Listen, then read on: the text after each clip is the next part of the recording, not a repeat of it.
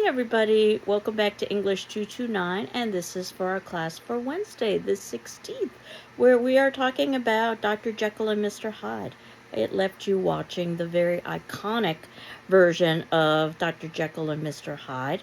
And part of the reason why it's iconic is because at the time, the incredible makeup effects that would have been used for the transformation. And again, compared to today's standards, they may not seem revolutionary, but at the time, they were quite revolutionary. Notice how often we get a split screen when we are watching that film to illustrate the idea of duality. And this film, as does most of the Jekyll and Hyde films, provides a heterosexual love interest, which I think is first very Hollywood-esque, but secondly, it makes the text a little bit more appropriate for wider range of audiences, because this text has been seen, and I believe rightly so, as rather subversive, as a commentary on homosexuality, among other things.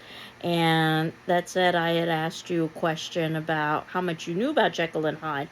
I wasn't too surprised to hear that most of you had some vague idea that Jekyll and Hyde meant two different personalities within the same being, but that you didn't really have a sense of the text or where it came from. Dr. Jekyll and Mr. Hyde is not as iconic, let's say, as Frankenstein or Dracula. I've oftentimes wondered if the reason why is because of some of the possible sexual commentary that's in the text. And understanding the Victorian period really is key to understanding this text and the upcoming text, which is Dracula. The Victorian period was a highly repressive society where appearances were all important, and there were huge distinctions between the rich and the poor. And you might say that there are huge distinctions now between the rich and the poor, even more so during that time period. And what I think we see in this text is a melding of the two. And some of you had indicated that your understanding of Jekyll and Hyde is that Dr. Jekyll represented good and Mr. Hyde represented evil. It's not quite as easy as that, because when we're told about Dr. Jekyll, and again, I'm not talking about the way Jekyll and Hyde is used as a term in popular culture or in conversation, I'm talking about the actual text itself. Dr. Jekyll admits that he was rather wild in his youth, and more importantly, that he still has temptation, which is what motivates him to create the Mr. Hyde persona. So Jekyll already has sin within him, or evil within him, which during the time of the Puritan period would have been something that would have been questioned, because a respectable person, in theory, should not have sin within them. It was a time of great hypocrisy, because the reality is that we all have sin within us. If you've ever read the short story Young Goodman Brown by Nathaniel Hawthorne, then you're quite familiar with this idea. But during the Victorian period, the idea that a respectable gentleman could be engaging in unsavory behavior would not have been acknowledged, at least publicly. But there was this quiet underbelly of Victorian society. I think I had mentioned that they had a thriving prostitution trade, even though sex was supposed to be reserved for marriage and purely for procreation. And there was also quite a few sexually transmitted disease outbreaks during the time period. So obviously we see that the reality of people's actions, as opposed to the public persona people would project, would be two very different things, which is what we see with Jekyll and Hyde. When we're told it's a mystery case, and I like the idea that it's a mystery case. We know that Edgar Allan Poe is the creator of the modern day mystery in the way that we think of it. But when we also talk about a case, not only are we talking about a mystery, but we're also talking about a medical issue. And one of the many ways this text has been read is as a commentary on disease. And Stevenson himself, the author, was known to be rather sickly, so that the reliance on medication and the possible side effects of medication is one of many ways that we can see the Jekyll and Hyde tale perhaps having some contemporary relevance. And we know that Dr. Jekyll, already he has the title of doctor, and especially during this time period, a doctor would be seen as a respectable, and somebody who's honorable. And we are told that he was rather wild in his youth. Jekyll, if we know the origin of the word, that's a Danish icicle. And I had already suggested that there are homoerotic elements within this text with some phallic imagery that's involved in this text. Also, the idea of hot and cold, the idea of ice, and of course, water, the two polar opposites, which of course is something that can be represented within the psyche as well. The text, as many of you indicated, is quite psychological. And while Lovecraft gave Edgar Allan Poe accolades for his understanding of the human psyche, I think we could say the same with Louis Stevenson as well. If you know anything at all about Freud, then you know his idea of id, ego, and superego within the personality. And id being our base animal instincts, and the superego being our conscience. And the importance of the ego to serve as a kind of balance between the two. And one could say that Mr. Hyde is the id, the unrestrained passion, and that Dr. Jekyll attempts to be the superego. But again, the idea that he was wild in his youth and he was tempted in his creation to allow him to continue his activities. And note that the text never really details much about what he does, unlike most of the movie versions. I think that's a wonderful technique. It's quite suggestive so that we can use the power of our imagination. And this is a very male-centric novel. Notice how few females are in it. We have a novel of bachelors. So one of the suggestions of the activities that would be seen as illicit at the time would be homosexual activity. But of course, we know that the one crime that Dr. Jekyll is, or I should say Mr. Hyde, is clearly associated with is the trampling of a young girl representing innocence. So this is supposed to be one of the most horrific things that could occur. We know that Stevenson likes his imagery, so when we have a Mr. Hyde, Mr., of course, is in great contrast to Doctor. Doctor would denote position. Mr. would not denote status in that sense. And hide is to conceal. And of course, we've got the Victorian period attempting to conceal its sins. But hide is also an animal skin. And we could say that this novel is about the examination of base animal instincts. Hide also means a Danish haven. And of course, the idea of where are you going to be able to find a place, a haven, where you can engage in illicit activities and not have to suffer the social repercussions of that is a question that is embedded within the text. We know that Mr. Hyde has a displeasing appearance, but we aren't given much in the way of details. He's pale, he's dwarfish, the idea that perhaps evil diminishes someone. And also, much like a troglodyte, think about reverse Darwinism, if you wanted to, or reverse evolution. So the idea of psychology and also biology are embedded within this particular text, where we're told a lot about doors and windows. These are literal doors and windows, but they can be viewed as entrances and exits to the psyche as well. We're introduced to one of the main characters, Mr. Gabriel John Utterson. Gabriel is a Christian archangel, and Utterson utters or tells the tale. And when we learn more about Utterson, we find out that he tries to live up to the Victorian ideal. But this is not a character that we necessarily aspire to.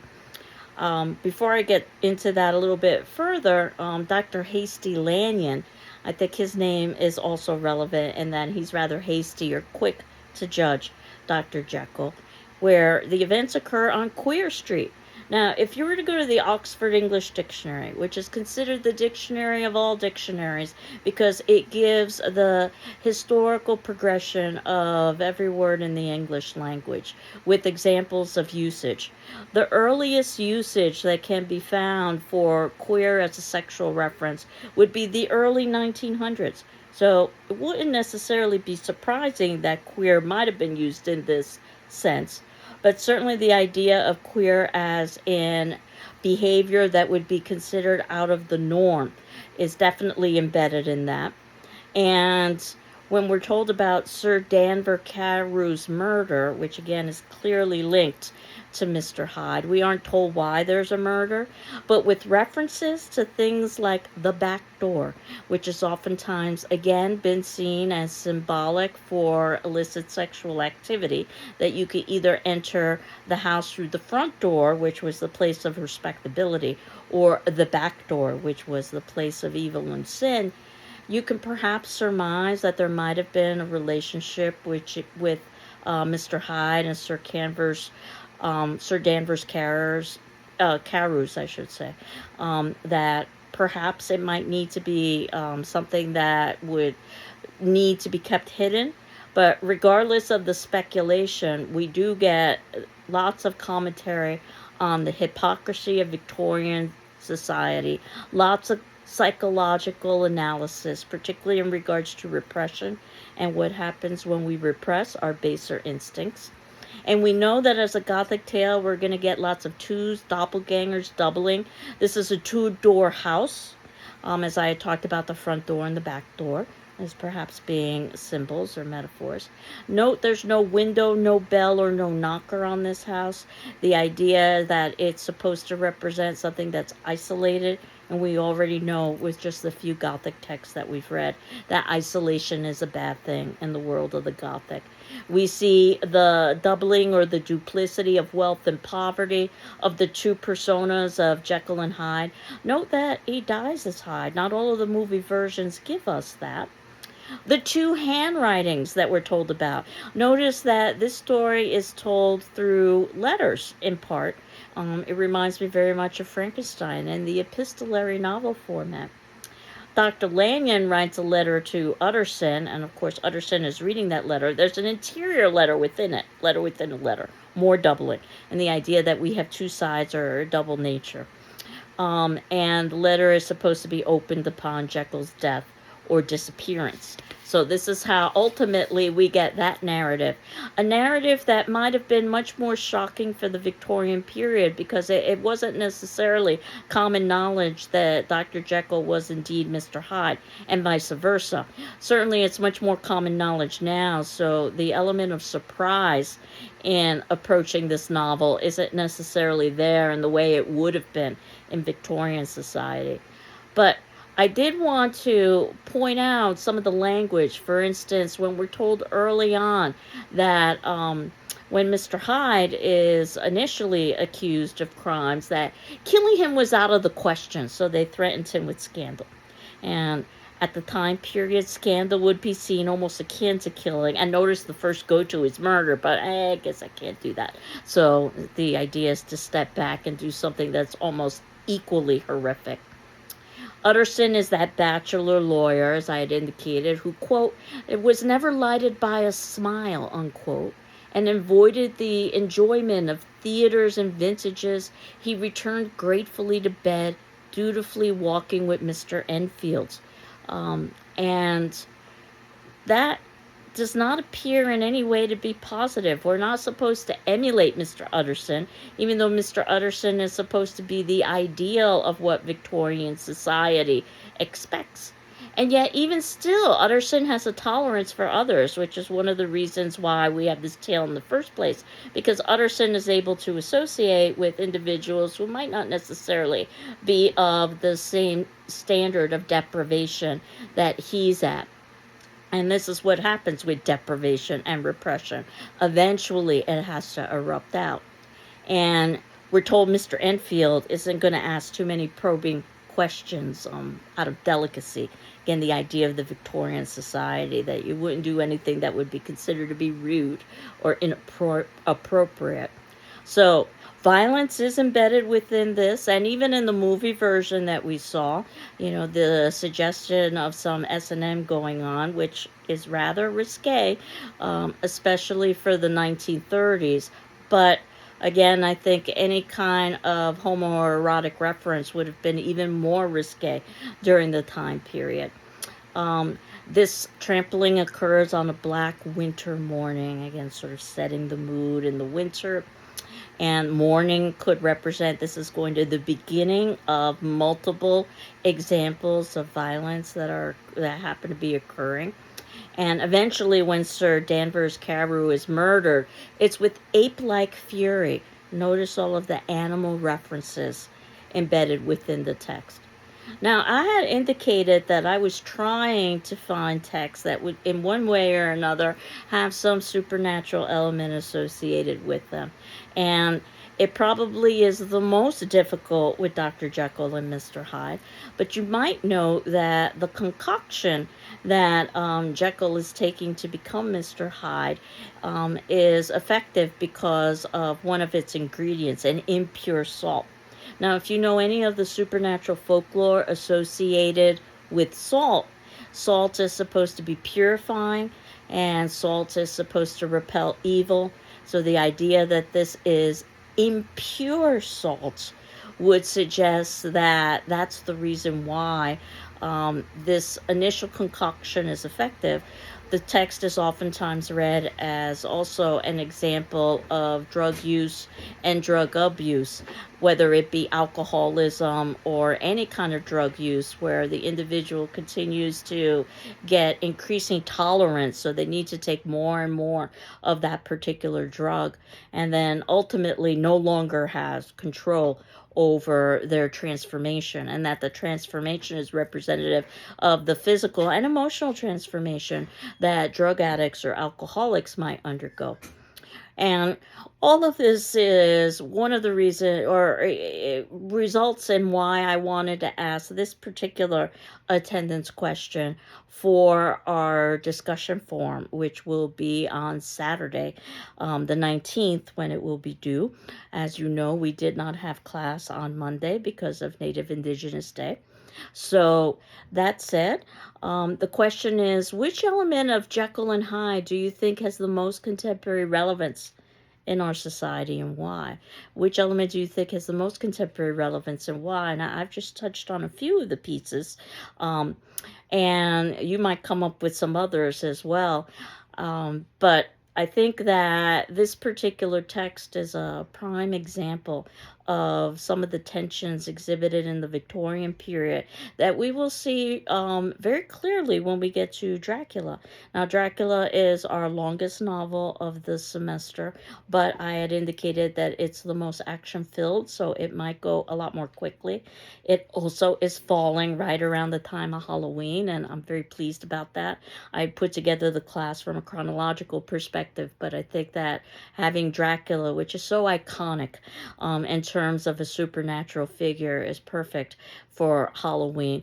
And certainly thinking about things like Gothic atmosphere and Dracula's castle is very useful. And of course, when we talk about the iconic 1930s Bela Lugosi film, while it's similar to the novel, it's also different from the novel. Certainly, it has simplified the novel. The novel is much more complex, it's much longer, many more characters, and it also is told in an epistolary format, letters, journal entries, things of that nature. The time journal writing was quite popular. You might say it would be similar to posting on social media if we wanted to look for a modern day parallel. So in terms of our attendance question, certainly if you need additional time, let me know. But my hope is that you can get this done by Saturday on the 19th. And while you're not required to respond to your peers, you are required to read their responses and my responses in turn. And I'm hopeful that these discussion questions might perhaps give you some ideas for your first paper, which is coming up rather soon. which puts us midway through the semester, believe it or not. So the due date that I had indicated for paper number 1 would be next Wednesday. So that would be a week from today if you're watching this on Wednesday. And I encourage early papers. As I indicated, I have a rolling deadline.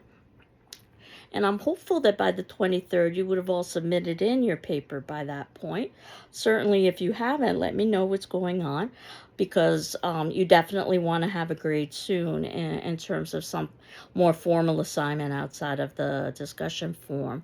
And while I've provided you with a topic or a possible topic with thinking about the multiplicity of ways someone could be haunted, and that they need not necessarily be a physical structure such as a chamber, and I crediting Emily Dickinson. There are other options for you. You just need to make sure that you are responding to one of the texts that we've read this semester.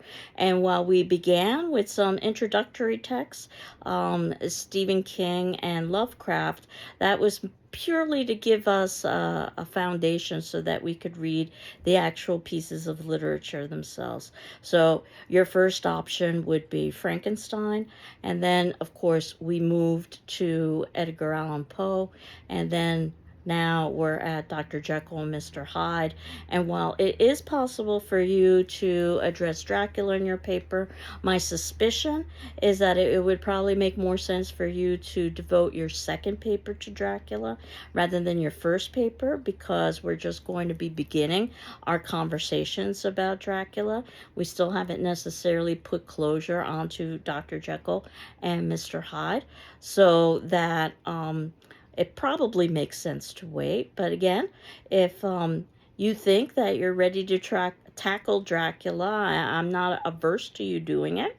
But you might want to wait until the class discussions at the very least, through our discussion forum and our class videos, because that might give you a little bit more information. And I can tell you that Dracula is usually the most challenging text of the semester in terms of time, just because of its length. So I think that after Dracula, you'll find that the reading load is going to decrease, not just in terms of page length, but I think you'll also see the language is going to become much more contemporary as we move into the 1900s. So it'll be a lot more accessible for you. So, and of course, we have a Halloween class scheduled, and as I'm looking at our course outline, I have the wrong date indicated. That I had indicated that we would be doing a Halloween class on the 28th, which is ridiculous because we have another class before Halloween on the 30th. So that's week 9. So we're just going to flip that so that we'll talk about Dracula on the 28th, and then we will have our Halloween class on the 30th, and then we will continue Dracula after that. So, at this point, I will leave you with your attendance question and with thinking about paper number 1. Again, approximately 4 to 5 pages, but as long or short as it needs to be. And all of you have the option of doing a revision once I've returned it to you. So I will evaluate it, and for grammar, mechanics, and content, put a letter grade on it, and based on that, you can decide whether or not you want to rewrite it. If you do want to rewrite it, I ask that you submit in the original with my commentary on it along with your revision by the last day of class, so you have some time to really work on this. And I ask that you submit in your paper via PDF to my email. That's how my email works, or that's how my grading program works best, is through my email. And that's Ruiz, R-U-I-Z, @gcc.mass.edu. So I leave you again with the attendance question and thinking about contemporary relevance for Dr. Jekyll and Mr. Hyde, and we will continue on next class in preparation for our first paper. Take care. I hope you're doing well. I'm doing well, and I'll see you next week. Take care. Bye-bye.